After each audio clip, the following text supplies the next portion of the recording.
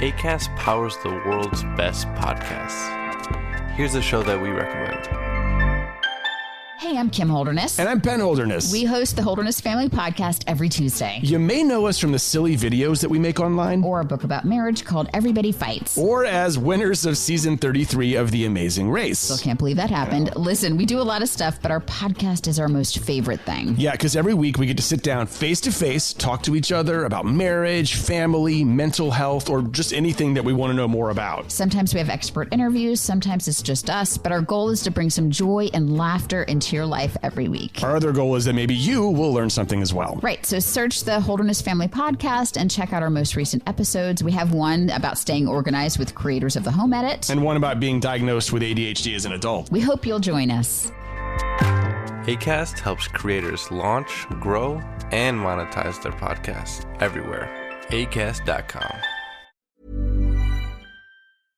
On today's Smart 7, Rishi reveals intelligence on hospital strike, 5 eyes warn on China, and lots more. It's Tuesday, the 24th of October. It's World Tripe Day, and happy birthday, Wayne Rooney. The Smart 7. It's news, but not the news.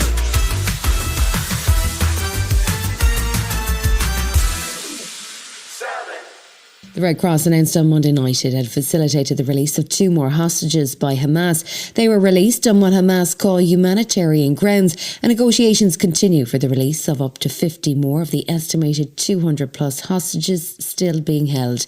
It comes as Prime Minister Rishi Sunak addressed Parliament on Monday and revealed findings from British intelligence on the explosion at the Al Ali hospital in Gaza. On the basis of the deep knowledge and analysis of our intelligence and weapons experts, the British government judges that the explosion was likely caused by a missile, or part of one, that was launched from within Gaza towards Israel. The UN estimates that 1.4 million Gazans have now been displaced as Israel strikes at Hamas in the wake of the terrorist attack on its civilians, and there have been growing protests across the world as concern grows for the safety of civilians in Gaza. That included protests in London at the weekend with a tube driver who went viral as he led a train in chants of Free Palestine now suspended. Home Secretary Suella Braverman met with Met Police Chief Sir Mark Rowley to ensure that pro-Gaza protests don't become pro-Hamas protests, but he says the police have a firm grip on the situation. We are absolutely ruthless in tackling anybody who puts their foot over the legal line. We can't enforce taste or decency, but we can enforce the law.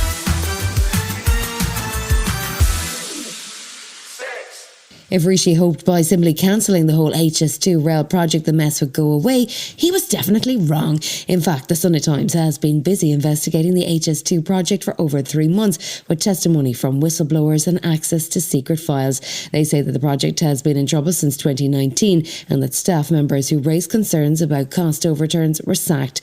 Transport Secretary Mark Harper says that the issues with the project were the reason why it got cancelled. The fundamental point with the project is that the costs have increased significantly, the benefits are reduced, and that's why we've taken the decision to cancel the second phase of HS2 and invest in transport projects across the country which will benefit people more quickly. The HS2's own internal fraud department is now investigating allegations that cost overruns were covered up, and Labour's Dame Meg Hillier, the chair of the Public Accounts Committee, says big infrastructure projects are hard to manage. There are a lot of problems with this project which plague big projects that we look at all the time. Over-optimism often at the beginning, then optimism bias creeps in and no one wants to give the bad news.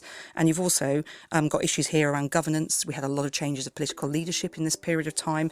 If you change projects along the way, you're going to have more costs.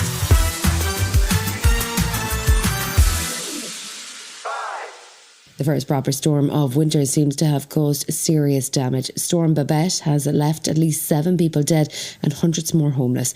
It hit Scotland and the north of England over the weekend, but it's not wind that's causing the problem, it's the amount of rain it produced. Babette has seen heavy downpours with estimates of up to 26 inches of rain over a couple of days, and the clouds haven't cleared yet either. There are still yellow weather warnings in place for Tuesday with a risk of further flooding. Scottish First Minister Humza Yousaf was out and about on Monday viewing the aftermath in person. I wanted to come to Brecon to talk to residents. I've been able to go into their homes, speak to them, speak to business owners. It's clear that the devastation of the storm is unlike anything they've seen. It will be a long road to recovery for many people. The Five Eyes Intelligence Network may sound like something from a Bond movie, but it's an alliance of intelligence gathering organisations from the US, Canada, Australia, New Zealand and the UK. The Five Nations have been working together since World War II to share intelligence and track threats, but they've never spoken about it publicly. That changed this week as the five countries met publicly in Palo Alto, California, and had a stark warning about one country in particular. They were sounding the alarm about the risk that China's technological espionage poses. Christopher Wray is the director of the FBI. The People's Republic of China represents the defining threat of this generation and this era. There is no country that presents a broader, more comprehensive threat to our ideas, our innovation, our economic security, and ultimately our national security. Still to come on Smart 7, the Squid Game gets real and Ryan Reynolds gets an odd birthday present. Right after this. Welcome back. There was one game in the Premier League on Monday as Spurs faced Fulham and comfortably beat them 2-0 to stay top of the table. Sky Sports is busy celebrating Black History Month, and as part of their coverage, they've been paying tribute to 23-time Grand Slam champion Serena Williams. The tribute sees Andy Murray, Todd Martin, Jackie Joyner-Kersee and living legend Billie Jean King pay tribute to one of the greatest sportswomen of all time. I've known Serena since she was 6. She was in one of our team tennis clinics. And I knew there she and her sister were special. What Serena has done is transcended our sport. And that's what you want for every champion of every sport, really, to transcend their sport. And she's definitely done that.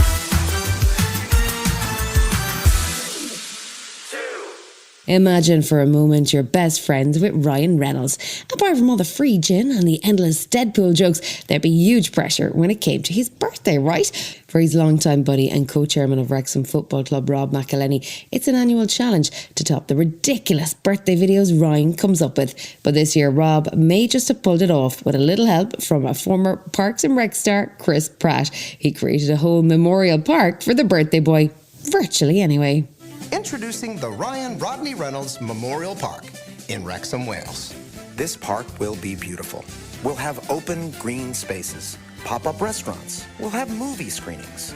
There'll be actual green lanterns, benches for old guys to swing on, a statue that may or may not look like Ryan. Happy birthday, Ryan.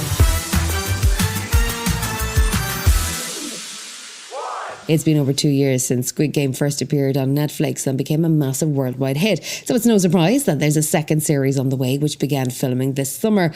But to fill the squid-sized gap in your life in the meantime, Netflix are dropping Squid Game: The Challenge. It's a real-life game show based on the TV show about a game show. Oh, and they filmed it in Bedfordshire. Believe it or not, 456 players compete for a $4.56 million prize over 10 episodes, and it lands on November 22nd.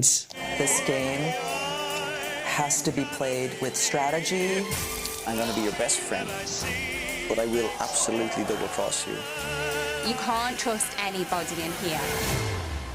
You must now pick 2 players to eliminate. You've been listening to the Smart 7. We'll be back tomorrow at 7 a.m. Hit that follow button and have a great day. Give us 7 minutes and we'll give you the world.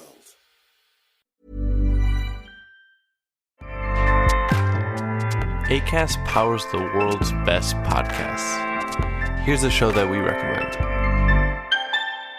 I'm Vanessa Zoltan, and I'm a Jewish atheist non-denominational chaplain. And I'm Matt Potts, and I'm an Episcopal priest and a professor at Harvard Divinity School. And we co-host the podcast Harry Potter and the Sacred Text, which is a week-by-week read-through of the Harry Potter books, where we treat those books as if they were sacred texts. What we mean by that is not that we think that the text is perfect or that we respect their author, but that they can teach us how to be more loving in the world. Listen to the show on the Acast app or wherever you get your podcasts. New episodes drop on Thursdays. Acast helps creators launch, grow, and monetize their podcasts everywhere. Acast.com.